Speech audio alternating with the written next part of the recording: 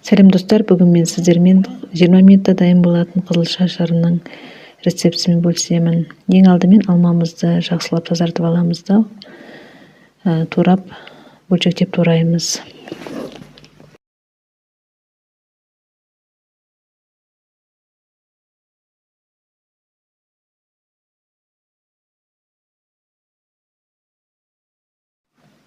Ішіне 3 набат саламыз да үлкен бір қызылшаны алып, сыртқы қабығын алып, тазартып, бөлшектеп саламыз. Үстіне 3 литр су құямыз. Отқа қоямыз, 20 минут қайнатып алып, суытып, содан кейін сүзіп аламыз. Менің каналыма тіркеліп, лайк басып, комментарий жазып кетіңіздер.